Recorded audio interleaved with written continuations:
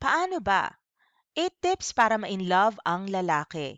Kung meron kang lalaking kinahuhumalingan at hindi siya mahulog-hulog sa'yo, panoorin mo ang video na ito. Tip number 1. Iparamdam mo sa kanya na kailangan mo siya. Malaki ang epekto sa isang lalaki kung nararamdaman niyang may nakadepende sa kanya.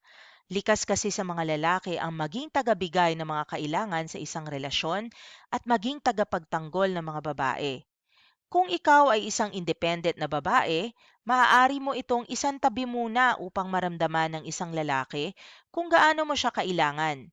May kakaibang epekto sa isang lalaki sa tuwing nakapagbibigay siya ng solusyon o nakakahanap ng paraan para sa isang tao. Sa pamamagitan nito, hindi lamang niya maibibigay ang kailangan mo, kundi mabibigyan mo rin siya ng purpose sa buhay, ng isang layunin, isang misyon. Alam niyo, nahihirapan akong intindihin to bilang isang babae dahil usong-uso ngayon sa mga babae ang maging strong and independent women.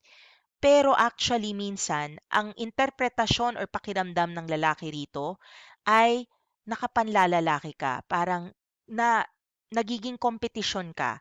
Instead na maging feminine ka sa mata ng lalaki, parang ayaw niya sa'yo kasi parang hindi ka niya matatalo.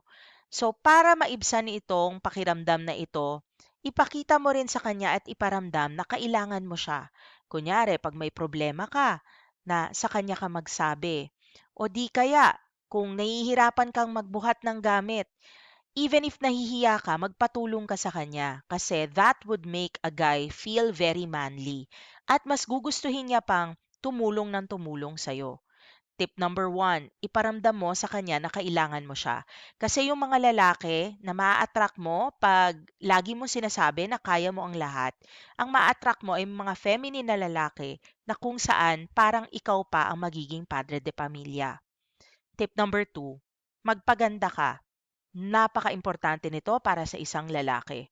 Kailangan ito lalo na kung nag-uumpisa pa lamang kayong magkakilala.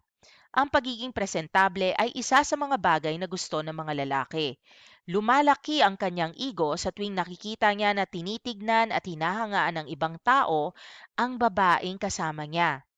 Hindi mo kailangan magpa-sexy. Ang kailangan mo lang ay naaayon or magdamit ng naaayon sa iyong personalidad.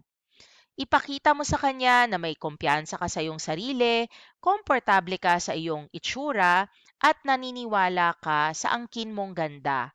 Hindi attractive sa lalaki yung hindi confident na babae. Kaya minsan magtataka kayo, even if hindi naman ganun kaganda yung babae, pero malakas ang dating niya, marami pa ring lalaki ang nagkakagusto sa kanya.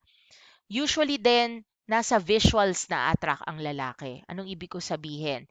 Ang mga babae, kapag nag-go on a first date with their boyfriend or with someone they're seeing, ang tatanungin ng barkada niyang babae, kamusta? Ano trabaho niya? Usually yun ang anong trabaho niya? Kamusta siya? Anong ginagawa niya sa buhay? Ang mga lalaki kapag nagtipon-tipon yan at nalaman nilang may nakadate yung isa nilang katropa, ang una nilang tatanungin ay, maganda ba? Patingin nga ng picture or sexy ba? So yon usually no, dun mo makikita ang priorities ng magkaibang kasarian. Ang mga babae interesado kung successful ang isang lalaki, habang ang lalaki naman ay interesado sa itsura ng babae. Unfortunately, no, kailangan talaga magpaganda ka kung gusto mong makuha or mapa-inlove ang lalaki na gusto mo. Kasi doon pa lang sila magde-decide no, kung na-attract sila sa'yo, whether or not they want to get to know you on a deeper level romantically. Tip number 3, makinig sa kanya. Alam naman natin mahilig ang mga taong magkwento o magsimula ng isang usapan tungkol sa sarili nila. Kung nais mong ma-inlove sa'yo ang isang lalaki, kailangan mong makinig sa mga sinasabi niya tungkol sa buhay at sarili niya. Sa pamamagitan nito, mararamdaman niya na talagang interesado ka sa kanya. Malalaman mo rin ang higit pang mga bagay tungkol sa kanya na maaari mo maging gabay kung paano ka makikitungo sa kanya ng mas mabuti. Ang mga lalaki kasi ngayon, lalong-lalo na kung introvert yung lalaking gusto mo, minsan takot sila sa mga babae o hindi nila alam at hindi nila mabasa kung interesado ang babae sa kanila. Minsan nga, dito pa lang, no, malaking factor na ito kung mai-interest sa'yo ang isang lalaki. Pag nalaman niya may pag-asa siya sa'yo. And paano niya malalaman na may pag-asa siya sa'yo? Pag nagpapakita ka ng interes sa mga hilig mo at gustong-gusto mo siyang kausap. So tip number 3, kausapin mo siya at makinig ka sa kanya. Tip number 4, hayaan mong mamiss ka niya. Kung nahulog na ang loob mo sa isang lalaki, mas gugustuhin mo na siyang kasama ng mas madalas. At maaaring gusto niya rin ito. Ngunit ang pansamantalang pagkakalayo at pagkakaroon ng oras sa inyong mga sarili ay healthy para sa isang relasyon. Sa pamamagitan nito, maaari ninyo pang gugulin ang inyong oras kasama ang ibang tao, katulad ng inyong mga kaibigan at pamilya. Mas marami kayong mapag-uusapan matapos ang sandaling pagkawalay sa isa't isa. At kapag namimiss ka niya, iniisip ka niya at ang mga bagay na nararamdaman niya para sa'yo. Minsan kasi nakakainis kung yung babae yung text ng text, tawag ng tawag, maya't maya, minu-minuto. Ang maiisip ng lalaki dyan, nako, hindi ko pa girlfriend to sa lagay na to, ganito nakakulit. So baka iwasan ka niya.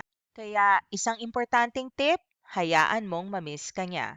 Tip number 5, purihin mo siya kung ito ay karapat-dapat. Kung may nakita kang maganda sa kanya tulad ng kanyang pananamit, yung itsura niya that day, purihin mo naman siya dahil bihirang-bihira makakuha ng pure ang isang lalaki. Maganda sa pakiramdam ang makatanggap ng papuri, lalo na sa isang taong malapit sa'yo. Mas lalong mapapalapit ang loob niya sa'yo dahil alam niya nakikita mo at pinapahalagahan ang mga magagandang katangian niya. Kaya, tip number 5, bigyan mo siya ng konting kilig by telling him how good he looks, na hinahangaan mo siya, and magandang senyales rin ito para sa kanya na may pag-asa siya sa'yo kung sakasakaling manligaw siya. Tip number 6, ipakita mo ang tunay na ikaw. Huwag magpanggap kasi yung iba no, sinasabi na huwag ipakita na matalino ka dahil baka ma-intimidate ang isang lalaki. O di kaya ay huwag mo masyadong galingan sa trabaho kasi baka mamaya ma-turn off yung lalaki. Huwag mo naman gawin yon kasi you don't want to dull your shine or parang paliitin ang iyong sarili para lang makuha ang atensyon ng isang lalaki. Iba na ang panahon ngayon. Mas gusto ng mga lalaki yung mga babae na nakaka-challenge rin sa kanila that make them want to do better in life. So, wag mo lang ipamukha sa kanya na mas magaling ka. So, parang hindi siya dapat magtunog na kompetisyon. Dapat ang maramdaman ng lalaki, wow, nakaka-proud yung girlfriend ko, na-promote na naman. Or, wow, ang babaeng to, napakatalino. Mas maganda kung hindi ikaw yung magbubuhat ng sarili mong bangko kung ibang mga tao ang magsasabi niyan sa kanya. Hindi mo kailangan magpanggap na hindi ka matalino o may mga bagay na kaya mong gawin na hindi naman niya kaya. Hindi ba't mas maganda na gustuhin ka ng isang lalaki dahil sa tunay na ikaw? And if hindi siya ma-attract sa tunay mong pagkatao, then hindi siya ang taong para sa'yo. Meron pang better na linaan para sa'yo ang Diyos, kaya manalig ka lang. Tip number 7, alamin mo at intindihin ang trabaho niya o ano yung mga hilig niyang gawin sa buhay. Sobrang importante kasi sa isang lalaki yung meron din kayong common hobbies. Meron kayong mga interes na pareha. So, hanapin mo as early as you can sa mga pag-uusap ninyo kung ano ba yung mga bagay kung saan pwede kayo mag-bonding. Kunyari, baka pareho kayo mahilig mag-billiards o di kaya pareho kayo mahilig sa video games. Doon pa lang matutuwa siya na, wow, iba itong babae na ito. Marami kaming kaparehas. And because of that, may dahilan din kayong mag-date ng mas madalas. And tip number 8, huwag maging possessive o selosa. Napaka-importante nito. Nangyayari ang pagiging possessive kapag talagang gustong-gusto mo na siya at ayaw mong mawala siya sa'yo o makuha ng ibang babae ang atensyon niya. Hindi lamang pangit ang pagiging possessive at selosa, toxic din ito sa isang relasyon. And sobrang laking turn off nito sa mga lalaki, kaya wag na wag niyong gagawin ito. Ang mas maganda pa nga is i-reverse psychology mo siya. Kunyari, pag sinabi niya na lalabas siya kasama ng kanyang mga kaibigan, Sabihin mo, sige, labas din ako with my friends, 'di ba? Yung parang confident ka lang, chill ka lang. Or kung kunyari, may kaibigan siyang babae, sabihin mo, sige, I'd really love to meet her also. So, hindi ka nagsiselos. Ang pangit kasi pakinggan nung, sino yung babaeng kaibigan na yan? Ba't ka may kaibigang babae? Lalong-lalo na kung hindi pa kayo. Pero, kung kunyari sasabihin mo, wow, may friends ka rin palang ibang girls. Hopefully, I get to meet her someday. She sounds very interesting. Yun, di ba? At pag nakaibigan mo na, baka pwede mong gawing tulay din para dun sa lalaking gusto mo.